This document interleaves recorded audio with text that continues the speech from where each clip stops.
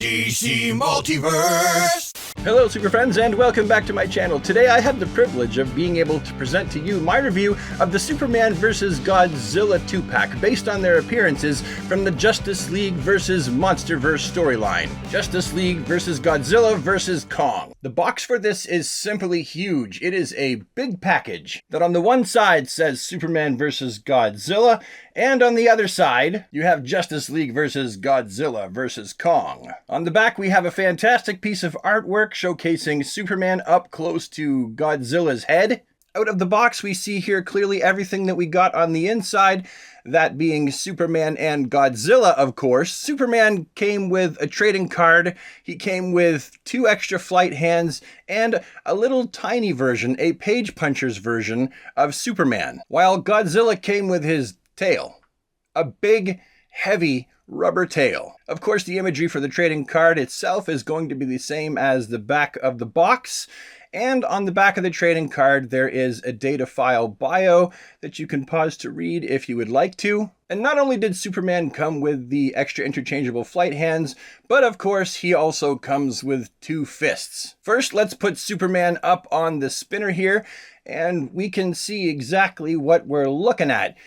This is actually a figure that I feel like for a lot of you, once you swap the heads off, which we'll take a closer look in a second, this will be your definitive Superman action figure. And the S on his chest is nice and big and bright.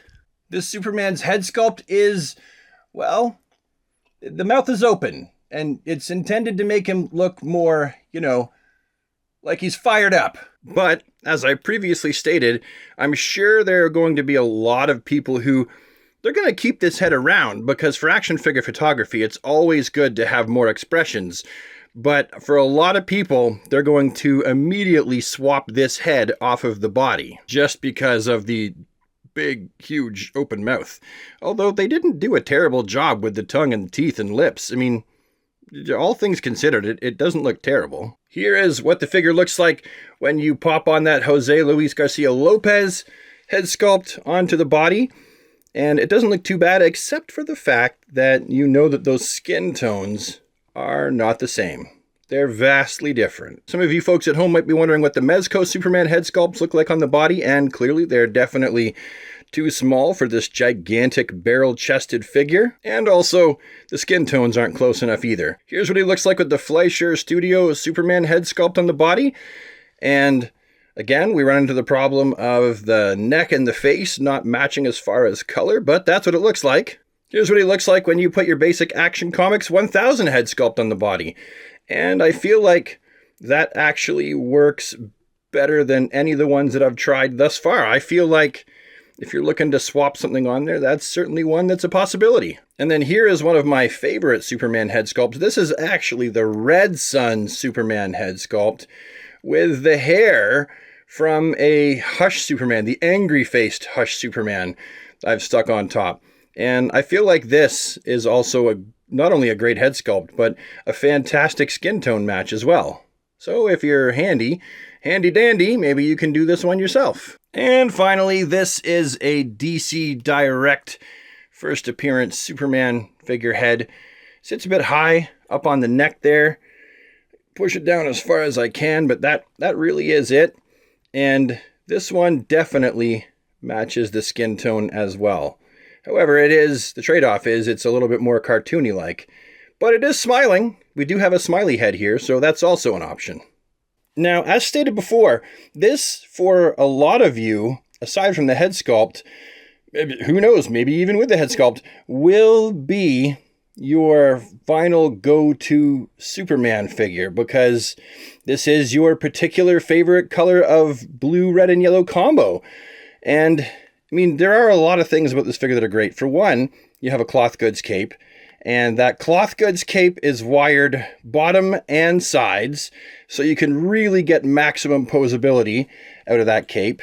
You have a nice, clean Superman logo on the back of this cape that looks fantastic. He comes with the 2 fists, which is something that a lot of people always ask for, myself included with Superman figures. And he is made on a body buck, which you can see here has been used multiple times. I've just showcased some of my favorites here alongside, all using the exact same Superman body buck. I will say that this is just laziness.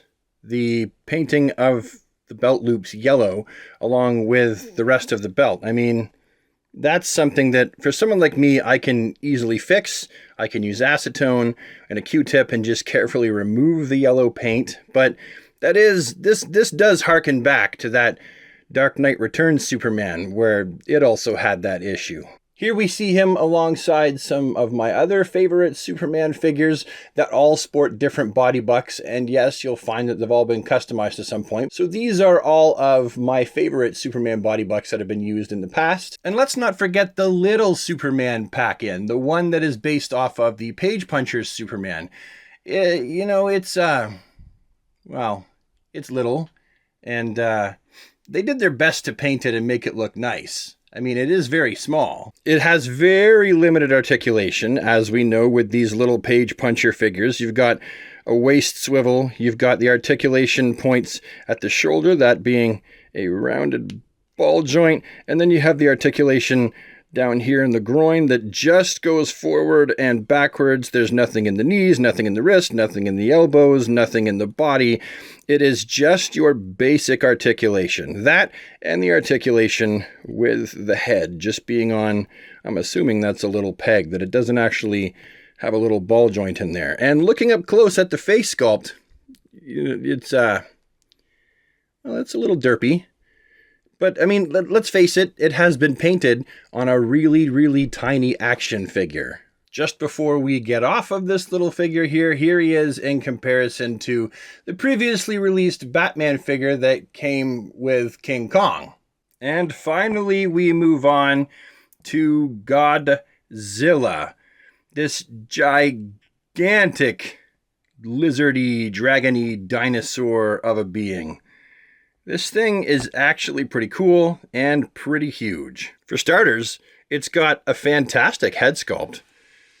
This looks really good. This looks like Godzilla, so no complaints. And the mouth is hinged, so it opens up a little bit. It doesn't close all the way, and it doesn't really open up that much, but, you know, it does open up. It does do something. And this guy also has neck articulation.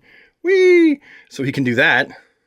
Not that he'd ever really need to do that, but he can, if he wants to, if you want him to. He's also got articulation in his arms. It's really tight, and it's not ball jointed. It really is just round motion. Well, you can really hear how hollow Godzilla is. So yeah, articulation in the arms. And not only does he have arm articulation, but he's also got leg articulation. Is it the best articulation? Clearly no. It's not the greatest articulation, but it is articulation, which is more than we can say Godzilla or Titano had. They had zero leg articulation. He's also got articulation by way of a tail. No, this is not just a gigantic butthole, but this is how you put his big, heavy rubber tail on the body, and you can see that that's got a ball joint, so I'm sure it will have some measure of articulation as well. Ooh, that doesn't want to go in there. That's tough. Hang on. There. That worked. And the tail rotates, and that really is about it. It just kind of rotates all together, and he is a big boy. That is one big figure. Here he is in comparison to King Kong and Titano. And, I mean, we can see that this guy's taller. And then going back to a side view, we can really see how much space this guy takes up in my recording area. The paint job on him is actually quite nice. You've got a wash over him to try to bring out some of them details along his spine there. And really just on the entire figure itself, they've done a really nice, really bang up job on this fantastic Godzilla. So what do I think about this 2-pack? Yeah, technically a 3-pack since it comes with the little weensy Superman, but I'm going to call it a 2-pack and think of the Superman as a pack-in. No, honestly, I like the Superman a lot, especially once I modify the belt loops by removing the paint and change the head sculpt. I think we have a winner of a Superman here. Very classic. These colors speak to me of the 1990s. And honestly, I've wanted to add a Godzilla to my toy collection for quite a long time. I've thought that would be pretty nifty. So when I found out about this Superman Godzilla pack, I was just like, it was like, shut up and take my money kind of excitement. Yeah, right now. Gimme. I think that they did a pretty good job on the Godzilla figure. Do I wish it had possibly a little bit more articulation? Well, maybe, but I'm not really going to do a lot with this. So yeah, I definitely like this multi-pack of figures. I absolutely think that it is worth the money to go out and snag this and add it to your collection. I mean, if I didn't, I wouldn't have bought it. So clearly I do. Anyway, thank you so much for watching. It means a lot to me, and I will see you all with the next one, Super Friends. Have a DC day, everybody, and please take care.